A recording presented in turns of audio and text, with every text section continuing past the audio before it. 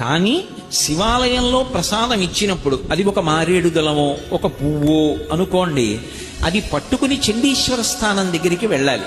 వెళ్ళి ఆయన దగ్గరికి వెళ్ళి కొంతమంది చప్పట్లు కొడుతూ ఉంటారు. ఎందుకండి కొట్టారు అన్నారనుకోండి, ఆయనకి చెవుడండి అందుకని అలా కొడితే తప్ప ఆయన వినడంటారు. చాలా పొరపాటు. ఆయనకి చెవుడు మూగ అటువంటివి ఏం లేవు. ఆయన మహానుభావుడు, యోగనిష్టలో ఉంటాడు. ఎప్పుడు హృత్పద్మమునందు పార్వతీ పరమేశ్వరుల దర్శనం చేస్తూ కన్నులు మూసుకుని ఉంటాడు. ఆయన దగ్గరికి వెళ్ళి చిటిక వెయ్యాలి. అందుకే చిటికల చండీశ్వరుడు అంటారు.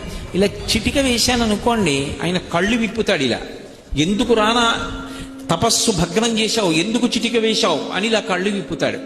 వెంటనే మనకిచ్చిన ప్రసాదం ఆయనకి చూపించి, స్వామి శంకరుడు తినగా మిగిలిన ప్రసాదాన్ని నేను ఇంటికి పట్టుకెడుతున్నాను అనుగ్రహంగా, కానీ అది మీకు దక్కాలి అని చెప్పి శివుడి యొక్క శాసనం, మీరు అనుగ్రహించండి, దీన్ని ఇంటికి పట్టుకెడతానని ఇలా ఆయనకి చూపించాలి. చూపిస్తే ఆయన చూసి శుభం భూయా పట్టుకెళ్ళంటాడు.